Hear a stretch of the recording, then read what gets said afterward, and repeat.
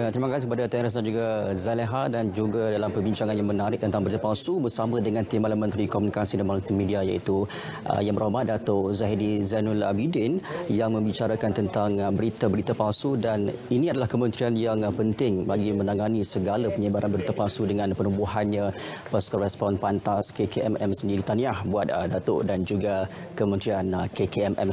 Baik, kita nak mulakan dengan apa yang tular di media sosial, dan saya ingin mengajak anda juga untuk membantu KKMM ya untuk memberikan respon ataupun menyalurkan sebarang berita yang anda terima melalui media sosial kepada KKMM untuk mengesahkan sama ada berita tersebut benar ataupun palsu.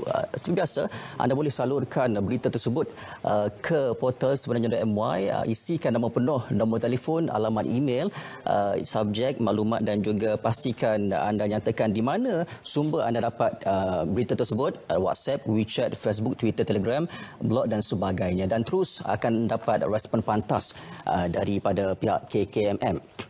Baik, kita mulakan dengan pemakluman berita palsu. Kita dua perkara di sini kita tumpukan, iaitu pihak Hospital Sultanah Bahiyah Al-Usta Kedah menafikan tentang penutupan wad unit rawatan rapi ICU hospital berkenaan dan menjelaskan bahawa wad ICU di hospital berkenaan masih beroperasi seperti biasa. Walaupun tiada pesakit COVID-19 yang dirawat di situ memerlukan rawatan di ICU pada ketika ini. Ada juga ceritanya di sebenarnya MY sekejap saja lagi.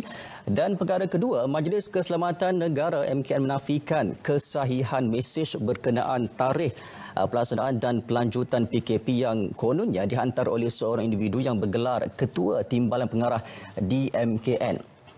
Baik, pemakluman berita palsu yang seterusnya. Maidin Sarawak menafikan dakwaan bahawa terdapat kaki tangannya di Maidin Bandar Baru Samariang Kuching telah dimasukkan ke pusat kuarantin IAB. Dan yang kedua, ini mengenai dengan penjualan ataupun pembabitan warga asing dalam aktiviti penjualan. Dewan Bandaraya Kuala Lumpur DBKL menafikan terdapat aktiviti penjualan yang membabitkan warga asing di Pasar Borong Kuala Lumpur dekat Selayang semasa tempoh PKP, dan menjelaskan warga asing di kawasan berkenaan hanya menjalankan aktiviti pemunggahan bekalan asas, bukannya menjalankan aktiviti penjualan, yang mana tular beberapa hari tentang aktiviti penjualan warga asing dan dinafikan oleh Pasukan Respon Pantas KKM. Baik, seterusnya. Ini adalah hasil daripada sidang media Perintah Kawalan Pergerakan mengenai operasi penguatkuasaan semalam 20 April merumuskan bahawa sekatan jalan raya di seluruh Malaysia telah dilaksanakan sebanyak 820, pemeriksaan kenderaan 369,106, pemeriksaan mengejut 42,482, manakala pemeriksaan premis melibatkan 6,856, dan individu ditahan ingkar PKP mencatatkan jumlah 1,174. Direman 1,012, dijamin pula 160, dan menjadikan jumlah kumulatif ingkar PKP di Malaysia setakat ini sebanyak 15,924. Dan mengenai berita palsu pula, sebanyak 161 kes telah pun dalam siasatan, 24 telah pun didakwa dan 13 mengaku bersalah. Baik, kita kena ambil maklum tentang angka-angka ni, dan supaya kita tidak menyebarkan sebarang berita palsu kerana tindakan undang-undang akan dilaksanakan. Baik, seterusnya kita ke portal sebenarnya MY. Ini mengenai tiada petugas wilayah sahabat FGV positif COVID-19. FGV Holdings Berhad merujuk kepada kenyataan media bertarikh 18 April yang dikeluarkan oleh Ketua Polis Daerah Lahad Datu bahawa Polis Jururawat Malaysia PDRM meningkatkan penguatkuasaan Perintah Kawalan Pergerakan PKP di wilayah sahabat berikutan kes COVID-19 positif di kawasan itu. Dan FGV juga mengesahkan bahawa tiada petugasnya di wilayah sahabat Lahad Datu positif COVID-19, dan juga menegaskan bahawa keselamatan, kesihatan dan kesejahteraan para petugas adalah perkara yang paling utama. Baik, seterusnya ini mengenai dakwaan kononnya ICU COVID-19 Hospital Sultanah Bahiyah ditutup adalah palsu, yang mana saya pun telah maklumkan dalam pemakluman berita di awal tadi. Inilah gambar yang tular dengan kenyataannya penutupan ICU COVID Hospital Sultanah Bahiyah HSB Al-Usta.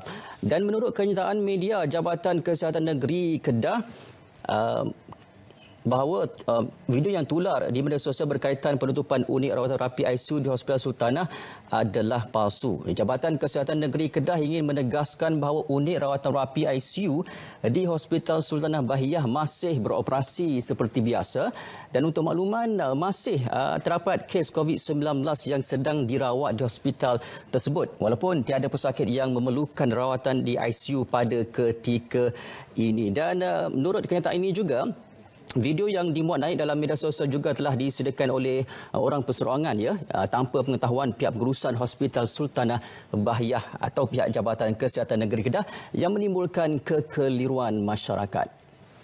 Baik, seterusnya ini mengenai kemalangan kipas siling membabitkan pembantu perawatan kesihatan klinik pergigian Tuta adalah insiden tahun 2019. Seperti biasalah, ada juga berita-berita yang diwawarkan kembali ataupun ditularkan kembali. Ini gambarnya.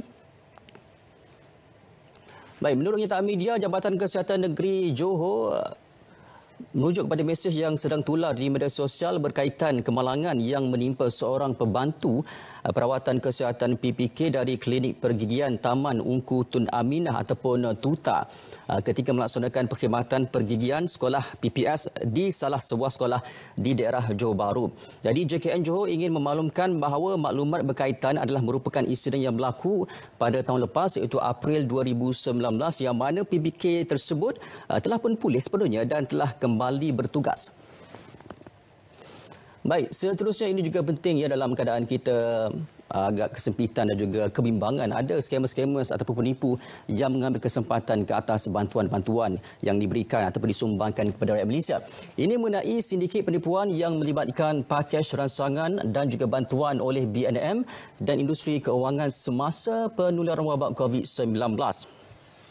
Baik, Persatuan Bank-Bank dalam Malaysia ABM dan Persatuan Institusi Perbankan dan Kewangan Islam Malaysia IBIM berkata penipu tersebut ini adalah modus operandi mereka menggunakan helah ingin memudahkan bantuan keuangan atau membantu menyediakan permohonan pinjaman serta mendapatkan pembiayaan yang mana melibatkan pakej rangsangan dan langkah bantuan khas seperti kemudahan bantuan khas SRF yang diumumkan BNM dan institusi keuangan.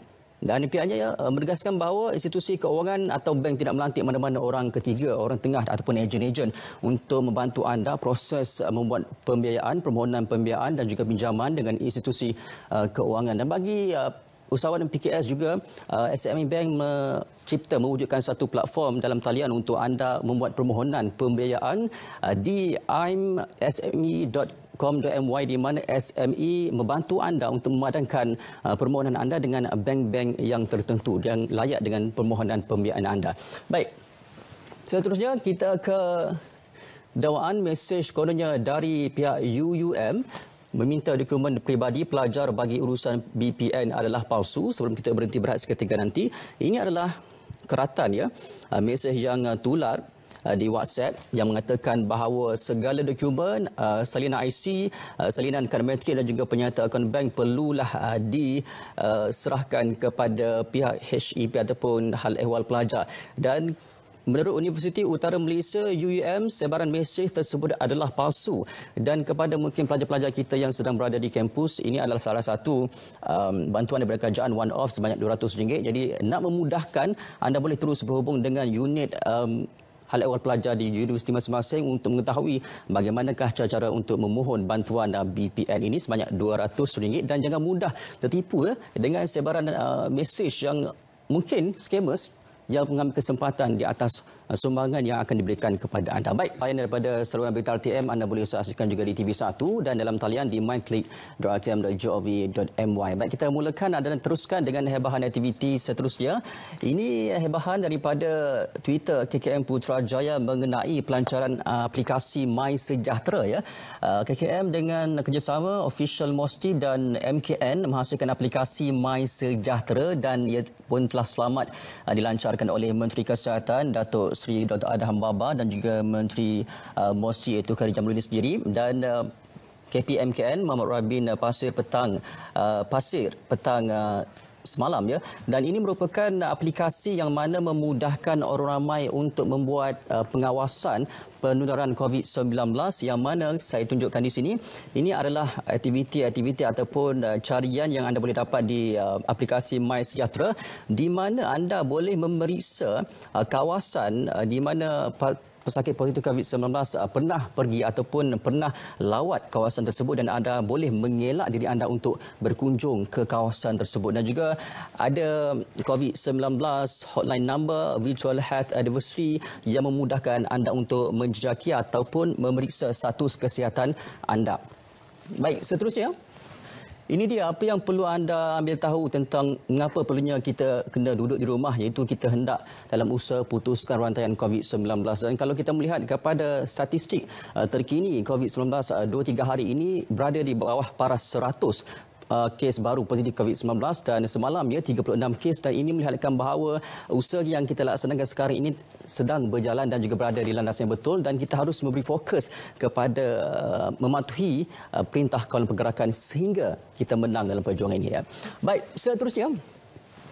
Ini dia mengenai tarikh penting yang perlu kita ambil maklum juga. Peperiksaan Sekolah Malaysia 2020 UPKK, UPSR, UPSR dan juga PT3 dibatalkan, dan SPM, SVM, STAM ditangguhkan ke suku pertama tahun 2021, sementara STPM semester 2 ditangguhkan ke Ogos 2020 dan STPM semester 3 pula ditangguhkan ke suku pertama tahun 2021.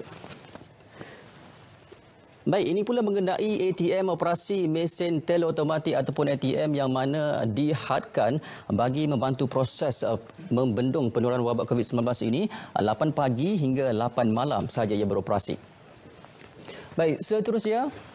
Mengenai pergerakan antara negeri tidak dibenarkan kecuali untuk tujuan kecemasan saja, dan yang penting perlu mendapat surat kebenaran dan juga kelulusan PDRM untuk anda membuat perjalanan merentasi negeri dan juga daerah.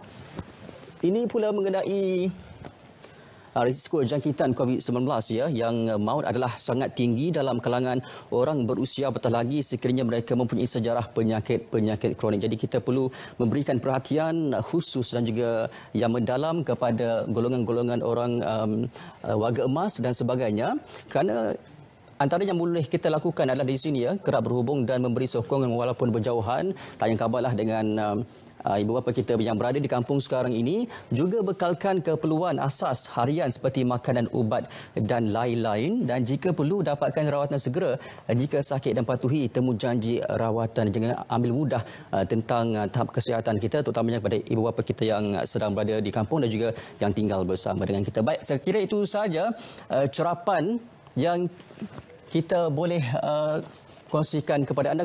Kalau ingin tahu perkembangan lanjut mengenai perkembangan terkini COVID-19, boleh saja ke Twitter rasmi, media sosial rasmi RTM dan juga kementerian yang terlibat. Saya kira itu sahaja perkongsian setakat ini. Untuk pastikan sahih kepada anda kekal di rumah dan juga kekal bersama RTM.